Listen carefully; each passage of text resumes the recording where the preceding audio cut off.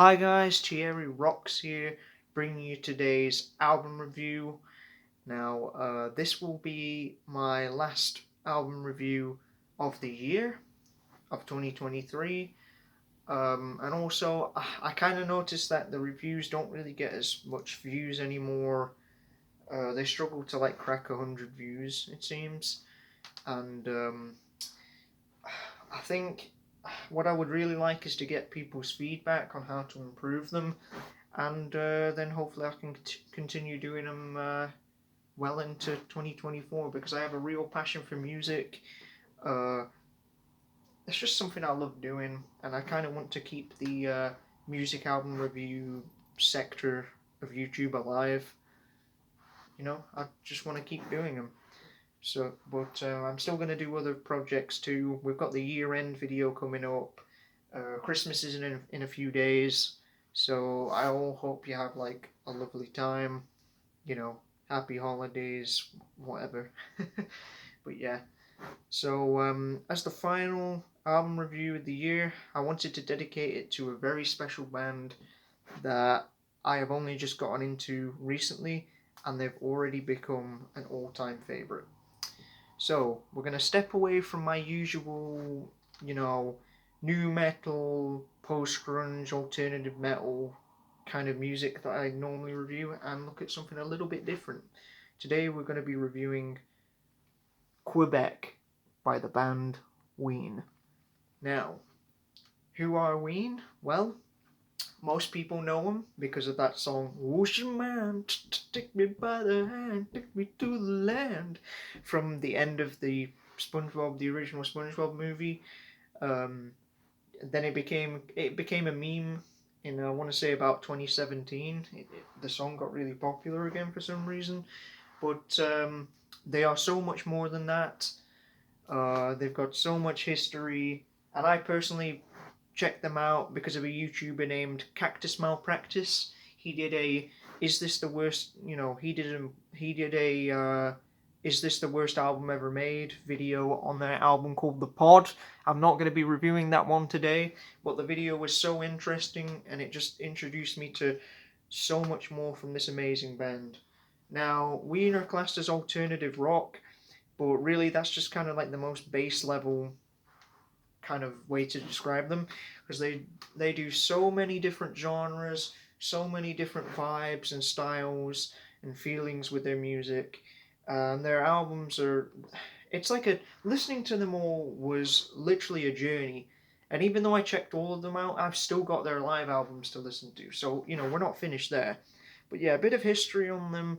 If you wonder who they are, Ween are two guys with the stage names Gene Ween, also known as Jeaner, and Dean Ween, also known as Diener.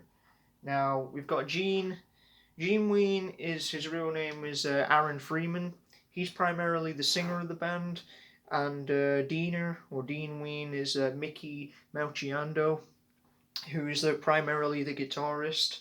It's those two guys, and they get session musicians to help and stuff.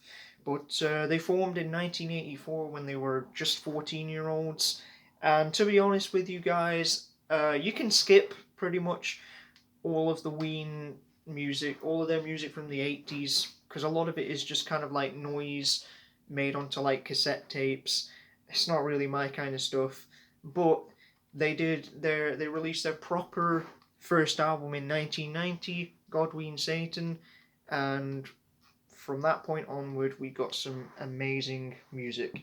So why am I talking about this one, Quebec, which is actually their eighth album, or well yeah, it's their eighth studio album. Well, I'm talking about this one today because it's currently the only album I own by them, because they seem to be quite expensive these days, and it's also my favourite. I think this is the best work they've done. They have many great albums. There's obviously the Mollusk, which was the SpongeBob was inspired by it, hence why Ocean Man was in the movie. Chocolates and Cheese is also a really good one, and they have really weird early material like The Pod and Pure Guava. But I'm choosing Quebec because it's hands down, it's their most emotional and reflective of what they were going through at the time. And it really should have been a last hurrah. It wasn't their final album, that was La Cucaracha, but a lot of people don't seem to like that one. But this one is amazing, and we're going to get into why in just a moment. But yeah, it was released in August of 2003. Yet again, another album that turned 20 this year from that amazing year for music, 2003. So many good releases. Um, and we're going to look at the inside of it. The album cover is based off of like some, I think it was some like road trip paper game from the 70s that people would play. And obviously they've just superimposed themselves. The two guys have put themselves on it. The back of it is largely the same, but it has this really nice pink and orange color scheme. It makes me think of like sweets or candies, which kind of fits the vibe. You have Ween, Quebec. The inside of the manual just has a lot of close-ups of the cover. The disc is really nice and pinky purple. And underneath we have their mascot, the Boognish, who was apparently a drawing of a demon that gave them their musical talents. So yeah, go figure. But I mean, the Boognish is like iconic to their look. There he is. You know, absolutely an iconic logo. But yeah, we're going to start now with the first track on the album. It's going to be a long night. Yep, you turn on the album and it just goes straight into it. With this very Motorhead inspired song. And the funny thing is, I believe that it's actually Diener singing on this song, he's primarily the lead guitarist, but he does sing on a couple songs. But yeah, this is very Motorhead inspired, very Lemmy inspired. Rest in peace. The chorus, "Don't call the doctor, don't call your mother, call the police. You got the razor blade, you're going down. It's gonna be a long night." And it just goes straight into it. So quick and aggressive. The drums were done by a guy called Sim Kane, who was in Henry Rollins' band. The guy from Black Flag, which explains why the drums are so much harder than a lot of their other songs. But yeah, this song is fast, heavy, just really throws you into it, you know? And that's what I notice about Ween albums. The first song really sets the tone of how things are going to be, or it might push people away and they won't like it. But yeah, other than Ocean Man, this is hands down their second most popular song, because it was in Tony Hawk's Underground 2. Great soundtrack in that game, by the way. And it was also in ATV Off-Road Fury 3. I don't think Off-Road Fury 3 was as good as 2, but it was still a good game. So yeah, it had quite a few appearances on PS2 games, which makes sense. But I remember hearing it and being like, "Damn, these are the Ocean Man guys." But that was way before Cactus Malpractice's video got me to check them out. So yeah. Next we have track 2, completely different vibe. So we have the fast-paced heavy metal, classic metal stylings, and then we get Zoloft, which is completely the opposite. Very relaxing, trippy sounding song. Give me a Z-O-L-O-F-T. And it just makes you want to like relax and just chill out. And we get some really weird kind of vocal effects there in bits of the song as well. But yeah, it's very it's got some very nice like high pitched kind of keyboard effects, and you can hear a helicopter in the background. But yeah, this song is about the antidepressant drug known as Zoloft, aka sertraline. And let's just say I've had experience, taking sertraline before, and this song absolutely nails the vibe of it, like, of taking some kind of, like, medical drugs, just kind of, really relaxing and just kind of letting the effects take in. That's what the vibe of this song has, and they absolutely nailed it. I think this song also is, kind of a concept about, I don't know if it was Dina or Gina, but one of them was, going through, problems with his wife, and I think antidepressants, I think medications were a big part of his life during that time. So yeah, it makes you think. The next song is Transdermal Celebration, one of their most popular songs. This is definitely a more standard alt rock song. It has some really infectious guitar riffs. Transdemos celebration.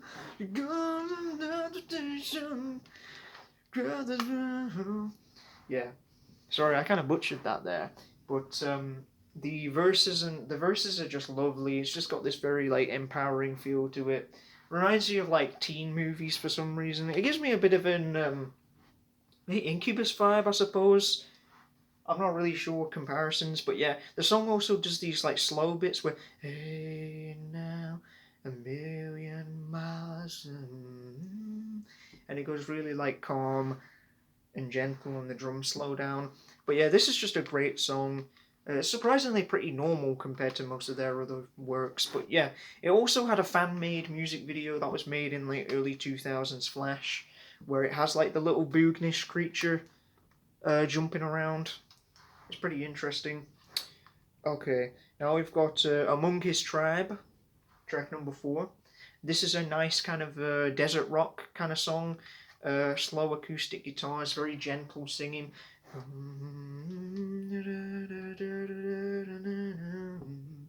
Sorry if I kind of forget the lyrics of some of these songs, but yeah, I don't particularly listen to Among His Tribe a lot unless I'm listening to the full album, but it's very relaxing. I really like the Native American vibes it has. Like I can just picture like being in the desert or like the red rocks, um, the giant red rocks and maybe like a bald eagle flying or something like that. That's what I picture when I hear it. I really like the whistling as well.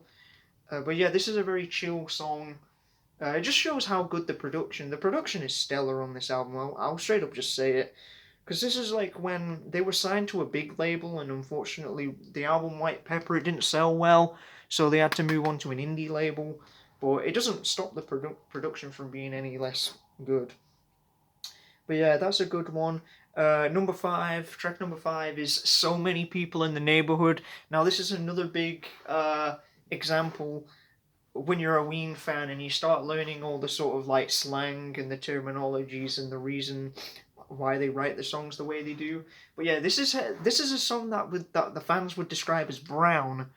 Now, brown in the context of Ween's music is when their music starts to kind of like sound bad but good at the same time, or their most weirdest content. Just kind of music that like you've never really heard before, but it's talented. There's talent in there enough to enjoy it. If that makes any sense at all, I hope you understand. But yeah, So Many People in the Neighborhood is just so many people in the neighborhood. Silly voices, silly singing, weird sounding keyboard things. Then weird, creepy voices in the background. In the neighborhood, so many people in the neighborhood don't look like very good people. But yeah, it makes me think of like Oompa Loompas or something. Yeah, it's just really silly and incredibly brown. But it's not one of their brownest songs, but definitely on Quebec. It's very weird and kind of separates from all the previous songs you've heard. But yeah. Okay, now I've got another popular one, Tried and True. This is actually a very normal song for their standards. At the dawn, I walked alone, rising. Yeah, this one's a very sort of chill rock song. The chorus is brilliant. 'Cause everything is tried and true. I see the light in you. I also really like the sort of Indian instruments in the background, like.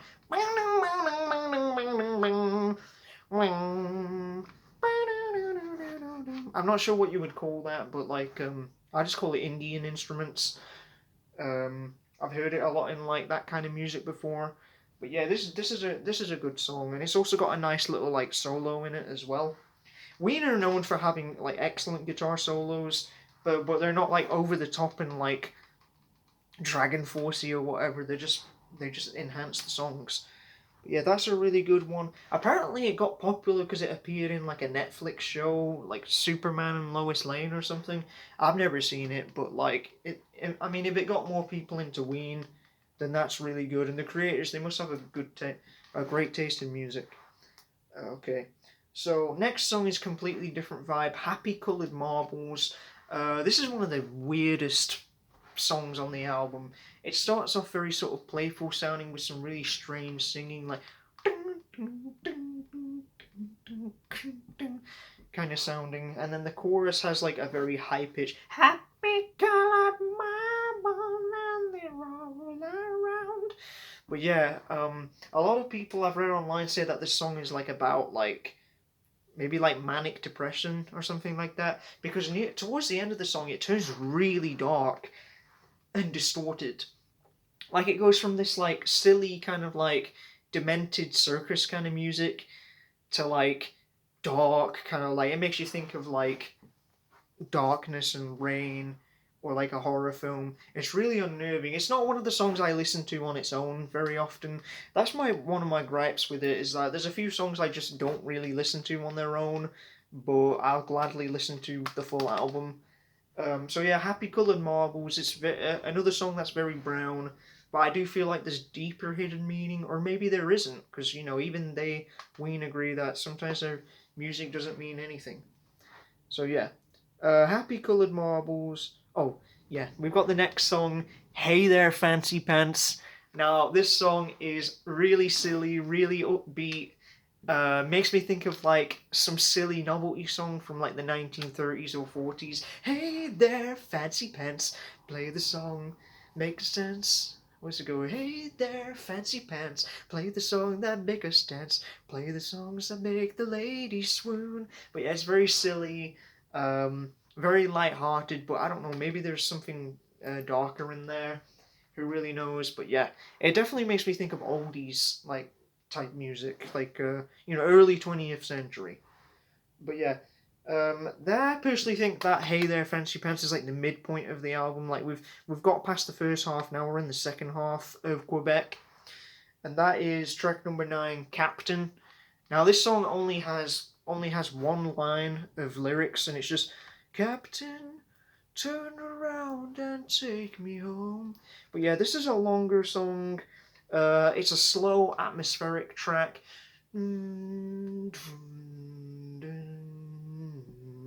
I really like this one, to listen to this one while just kind of like chilling out and like relaxing. But yeah, this song makes me think of like being stuck in like a fog, and I think the captain kind of relates to like trying to steer your life in direction but not knowing where to go, because the sea captain and his crew are quite literally lost at sea. With the vibe of it, there's also some like string instruments you can hear in the background, and like some like guitar work, like kind of guitar solo-y you can hear in the background. It sounds very much like 70s progressive rock as well. I love Captain. I think it's very underrated, and it adds a little bit more seriousness to the album. And yeah, I think these next 3 songs are just like fantastic. But yeah, we've also got track number 10, Chocolate Town. I love this song. I couldn't take the ways that I was making time, taking brown, still a long way to Chocolate Town. When I listen to Chocolate Town, it's a very relaxing, folksy kind of song. Sounds a bit like the Monkees or other kind of like 60s like rock and roll bands like that. But it's very folksy, very chill. When I listen to it, it makes me think of being in like a rural town or a seaside town or something like that, just walking around, looking at things. Despite the fact I've never heard this album until this year, Chocolate Town makes me think of my childhood and the little holidays I used to go on. But yeah, the lyrics as well. The lyrics are quite funny.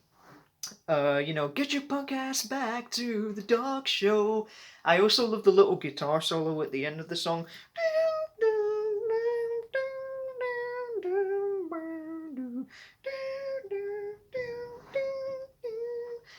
But yeah, I just love this song. I've listened to it a lot this year.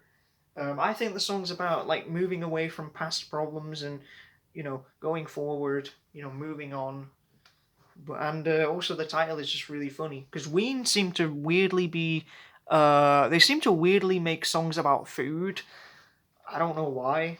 I mean, like, we all need to eat and have like favorite foods, so they properly celebrate this fact. So yeah, we move from Chocolate Town to track number 11, a ballad. I Don't Want It.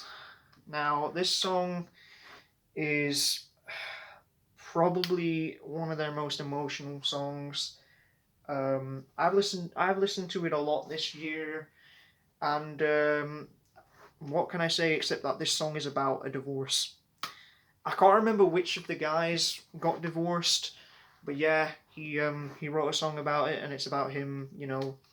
He understand. Quite literally the chorus. I understand it, but I don't want it.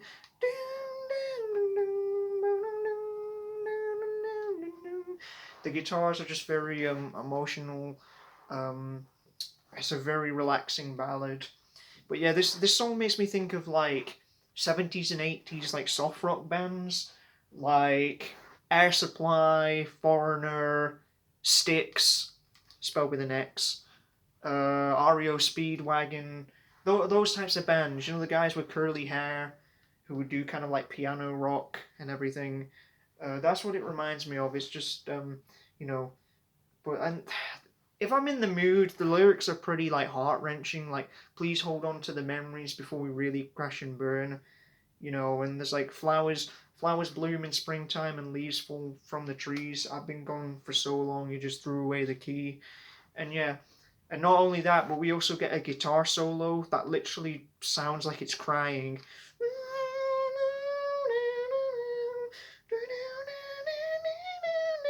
Like, I've never heard a guitar sound like it's like crying its eyes out. And that's beautiful. I Don't Want It definitely is a highlight and peak of this album. So next we're going to move on to another Brown song to kind of move away to a bit of a pace breaker from the more emotional stuff. Is The Fucked Jam. That's literally the name of it. This song is about 2 minutes long. They actually do say all the times of the songs, but I can't be bothered. The Fuck Jam is literally just a jam session. It's just a drum beat and a basic kind of riff, whilst in the background there's unintelligible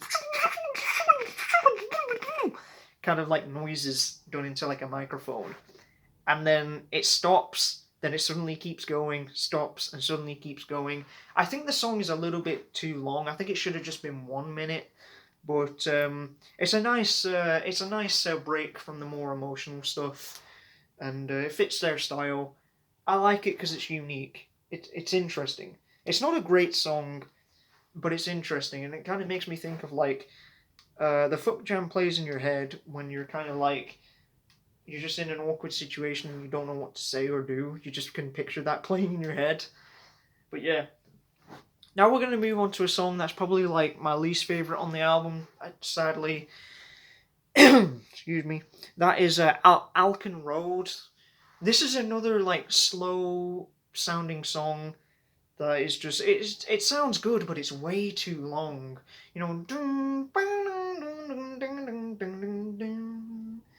It's a very slow paced song, and you can hear like singing in the background, but it's very like buried in the mix that you can't really understand it. But yeah, it sounds very trippy, sounds very I don't know, atmospheric. But the problem is that the song Captain does this style of thing a lot better, and it definitely should have been shortened. However, I will say one good thing is that Alcan Road is a really good introduction to the next song, which is one of Ween's best songs, and that is The Argus. The Argus is amazing. It has a real like medieval kind of like minstrel kind of vibe. And it kind of tells a story. Times of miles looking for disease, sacrifice the Argus. And it tells this like Greek tale, this Greek myth of the Argus was a creature who is covered in eyes and he can see all around him. But the problem is, what happens when you've got eyes all over you? Eyes are extremely sensitive. So yeah, the Argos easily defeated, and that's what this song is about. I don't know a whole lot about Greek mythology, but it's a really cool like idea to make a song out of. Like I really appreciate it. And then towards the end of the song, it goes into this kind of really like sweet instrumental, where it makes me think of medieval tapestries telling stories, like in sort of like King Arthur and everything. I really dig it. It's such a good song, and then it goes into this kind of dancing section. But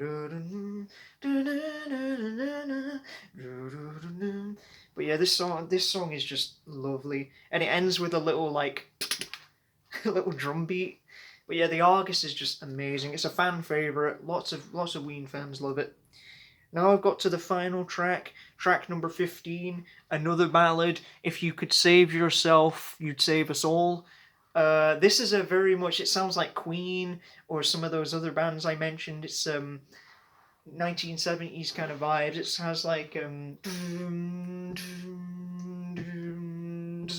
it very much has like an end credits or final scene in a movie kind of vibe. The verses are very like slow paced.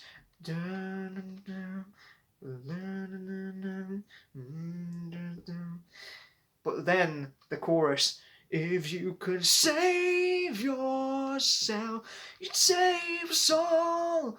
Is that what you called me for? Is that why you're knocking on my door? Now, he sings the chorus twice. The first version of it is a lot more downbeat, soft-spoken. Then the second version of the chorus, he absolutely belts it out. And it's just amazing. It's an amazing like ending to this album. It's also very emotional. You can tell it's obviously about a breakup, or in this case, a divorce. But at the same time, it still has the brownness that Ween are known for.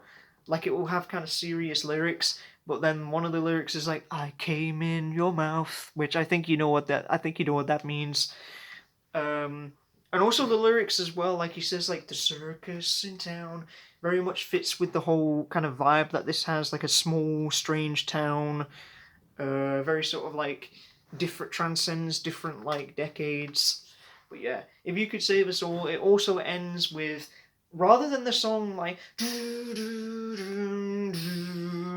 rather than letting like the song fade out till all the instruments stop, it just abruptly stops, which I don't really know why they did this, but because it doesn't it ends, but there's also a few seconds of silence. Because I thought it was like, oh, maybe you could play it on shuffle. It would play "It's Gonna Be a Long Night" straight away, but it doesn't seem to be. I'm not really sure why they did it, but maybe it's kind of like they were done with the song and they just wanted to end the recording. But it's interesting, and I kind of like it. But yeah, that was my review of Ween's album Quebec. I forgot to mention, by the way, the reason it's called Quebec is because it's kind of a reference to how Quebec is considered the Paris of North America because it's in French Canada, as in like a rainy, moody kind of like place. But at the same time, it's not as like romantic as Paris because Ween, they like to joke a lot. Also, apparently, it's because they played live in Quebec a few times, and also apparently there's a big gay scene in Quebec, and well, the guys just have that kind of sense of humor. If you get offended, that's your choice, I guess. It's a different time, but yeah, Quebec. There's a few songs that I think are skippable or should have been shortened or maybe replaced by something from the demos they did called Caesar. But I think it's amazing. I definitely give it a 9. I've listened to it so many times. I think Chocolate Town and I Don't Want It are my favourites of all of them, as well as the Argus. Those 3 songs are my favourite. But yeah, this album's amazing. I highly recommend Ween. They're one of them bands that just they didn't get the credit they deserved, but I think at the same time, Dean and Gene, they didn't really want to be like massively famous. They're kind of like the I guess you'd describe them as your favorite band's favorite band. Like a lot of different famous artists. I think Dave Grohl from Foo Fighters and Henry Rollins again, the Black Flag guy. They've all praised Ween. Um, but yeah, But for music lovers, people that just really want to dig a little bit deeper into something different, non-conventional, they really scratch that itch. But yeah, I mean, if you enjoyed this video, you know, let me know how I can improve. Maybe if like maybe hopefully I'll get some of you guys into Ween as well, and maybe I can review more of their other albums in the future because I am trying to collect more of them. I mean, I would really like to review the Mollusk and White Pepper. Those two albums I'd really like to take a look at. They're my favorites. But yeah, I'm happy with I'm really happy with this album. I think it's amazing. So yeah, thanks for watching, guys. I'll see you in the next video. It's going to be the year-end review. Peace.